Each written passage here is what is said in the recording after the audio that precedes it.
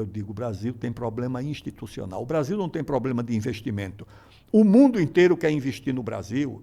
Você vai nos Estados Unidos, eu fui acompanhando o presidente da República, todos os grandes investidores vão até a reunião porque o Brasil é uma grande oportunidade de negócios no mundo. Agora, você vai ter um investidor que chega aqui para esperar um licenciamento ambiental que não sabe se dura 5 anos, 50 anos ou 500 anos, é claro que ninguém vai fazer esse investimento aqui. Pode ser parado pelo IBAMA, pode ser parado pela FUNAI, pode ser bloqueado pelo Ministério Público, pode ser bloqueado por um órgão do Estado, por uma ONG, por qualquer um. Não, isso precisa acabar. A segunda questão do Brasil é a desigualdade, que ainda é muito grande. Como é que você enfrenta a desigualdade? O instrumento mais adequado para enfrentar a desigualdade é a qualidade da educação. A melhor promessa de democracia numa sociedade é uma educação pública de boa qualidade, para você não ter uma ilha de educação qualificada, privada, e ter uma escola pública onde o menino não consegue aprender nada. Então, a luta contra a desigualdade começa pela educação.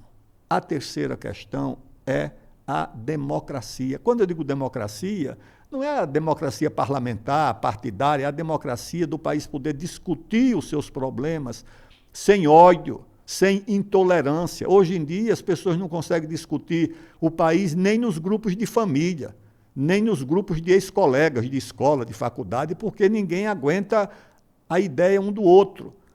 E o quarto problema do país é exatamente o da segurança pública e o da segurança nacional, da defesa do país. Você tem um país onde há territórios dominados pelo narcotráfico, nas metrópoles e na Amazônia, principalmente. Os rios dominados pelo narcotráfico. Eu conheço profundamente a Amazônia, visito a Amazônia, vou a toda a região, as fronteiras do Brasil na Amazônia estão dominadas pelos grupos criminosos. Então, isso precisa ser enfrentado. E a defesa do país. Você viu agora a Venezuela, uma operação militar contra um país aqui da América do Sul. Como é que o Brasil vai se prevenir? Não é que o Brasil vai fazer guerra com ninguém, nem ter paridade militar com Estados Unidos, China, Rússia. Não. O Brasil precisa ter forças de dissuasão. Olha, tudo bem, o Brasil pode ser afrontado, mas o preço vai ser alto afrontar o Brasil. O Brasil precisa ter forças armadas compatíveis com a sua responsabilidade. Você tem 17 mil quilômetros de fronteiras. Você tem um espaço aéreo continental de 8 milhões e meio de quilômetros quadrados, mais 4 milhões e meio de águas jurisdicionais, e você não tem uma esquadra lá no norte do país. Você só tem uma no Rio de Janeiro. Você não tem uma base aeroespacial lá na Amazônia. Você não tem uma penetração militar na Amazônia. Grupos das Forças Armadas que alguém olha e diz, não, é preciso ter cuidado e respeitar o Brasil. Você falou muitos pontos, são muito bons. Vamos entrar um pouquinho em cada um, mas vamos pegar esse da questão de segurança, né? Porque comentou essa questão da Venezuela, foi uma ação muito rápida, né? Chamou a atenção. E aí, de fato, a gente não tem isso. Mas a diplomacia brasileira, qual a tua avaliação? Como o senhor avalia a diplomacia brasileira nesse momento de incertezas, principalmente pelas ofensivas dos Estados Unidos, né, e rompendo talvez alianças históricas, inclusive com a Europa, né, que me causa muita estranheza também. Mário, a diplomacia brasileira é uma diplomacia ornamental. É uma diplomacia que se preocupa muito mais com eventos, em marcar posição sobre fatos que ela não pode resolver. Não está ao alcance do Brasil definir o rumo da guerra na Ucrânia. O Brasil não tem meios para decidir o conflito no Oriente Médio. O Brasil pode ter a capacidade de ser um mediador, ser convocado, porque ninguém se propõe ou se apresenta como mediador. A mediação é quando duas partes em conflito requisitam o papel do mediador. O Brasil já fez muitas mediações, mas quando convocado. Mas a atual diplomacia, muitas vezes, é uma diplomacia ideológica. Nós temos que ter diplomacia de Estado. A oposição também acha que a diplomacia deve ser ideológica, que você deve se basear nas relações, não entre Estados, mas dependendo de quem está no poder. Se na Argentina é meu aliado, a Argentina tem boas relações com o Brasil. Se na Venezuela não é aliado, nós não podemos ter relações com a Venezuela. Não. O Brasil não tem relações com governos. O Brasil tem relações com países. Essas relações são permanentes. Essas relações são entre estados. O Brasil tem interesses na Argentina, independentemente de quem governa a Argentina. O Brasil tem interesses na Venezuela, independentemente de quem governa a Venezuela. O Mercosul mostra isso. Exatamente. Né? Nossas relações internacionais têm que ter como base os princípios e não a ocasião, a ideologia ou o partido que tiver no poder.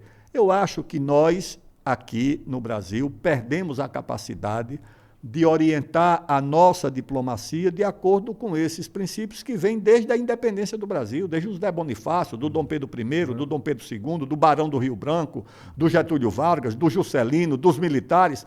Nós sempre orientamos a nossa diplomacia com base no interesse do Brasil e não escolher um lado. Tem um conflito entre a China e os Estados Unidos. Qual é o lado do Brasil? O lado do Brasil é o lado do Brasil. Não deveria Pode ser o lado da China, nem o lado dos Estados Unidos.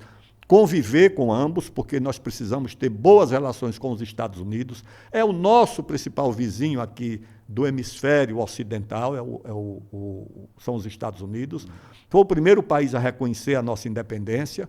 Nós já fizemos coisas muito boas e já tivemos muitos problemas com eles. Nós precisamos ter boas relações. E a China é o nosso principal parceiro comercial. Não tem nem que pensar, né? Exatamente. Então temos que ter boas relações com ambos. Um bloco como o BRICS, ainda existe esse pensamento estratégico ou ainda é muito pulverizado o conceito do BRICS? E BRICS, vão colocar BRICS mais, com outros países incorporando? O BRICS é muito importante para o Brasil, principalmente por ser integrado, além do Brasil, pela China, pela Rússia e pela Índia.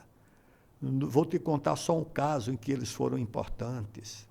Em 2021, fim de 2021, no Conselho de Segurança da ONU, foi proposta uma resolução pela Irlanda de considerar a questão do meio ambiente, do clima, das mudanças climáticas, como uma área de segurança internacional. Pois bem, são 15 membros do Conselho de Segurança da ONU. Dos 15 membros, 12 votaram a favor, inclusive os Estados Unidos, acho que Inglaterra, França. O veto que impediu a aprovação da resolução foi da Rússia, com 2 abstenções, da China e da Índia, que não votaram favoravelmente à resolução. Se essa resolução fosse aprovada e a questão do clima passasse a ser assunto da esfera do Conselho de Segurança da ONU, que poderia baixar resoluções sobre esse tema, a Amazônia estaria dentro do Conselho de Segurança da ONU.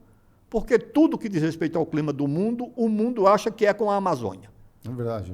Então, é o seguinte, o presidente da época, o presidente Bolsonaro, agradeceu ao presidente da Rússia, pessoalmente, pelo gesto adotado em defesa do Brasil no caso da Amazônia. Então, foi exatamente essa relação construída dentro dos BRICS, com a Rússia, com a China e com a Índia, que permitiu que o Brasil enfrentasse um dilema muito importante, que seria a aprovação dessa resolução, para a qual havia maioria, se não houvesse o veto de um país dos BRICS. Quando o Brasil enfrentou dificuldade com o potássio e os insumos para a agricultura, o presidente Bolsonaro conversou com o presidente Putin e não faltou insumo aqui no Porto de Paranaguá para a nossa agricultura. Mesmo com os embargos? Mesmo com os embargos, eles garantiram o fornecimento desses insumos. Então, o Brasil precisa ter relações abertas com todos os países. O Brasil não pode ter portas fechadas. O Brasil tem que ter portas abertas nas suas relações internacionais, com todos e principalmente com os nossos vizinhos de América do Sul, aqui, com todos eles, sem exceção. Não somos nós que vamos escolher quem vai governar a Venezuela, a Argentina, o Chile, o Peru ou o Uruguai. Mas são nossos vizinhos. São nossos vizinhos, nós temos que conviver com eles. E com os Estados Unidos, que é, do hemisfério ocidental, o país mais próximo do Brasil, com relações mais antigas e com problemas e soluções que vamos enfrentar na relação com eles.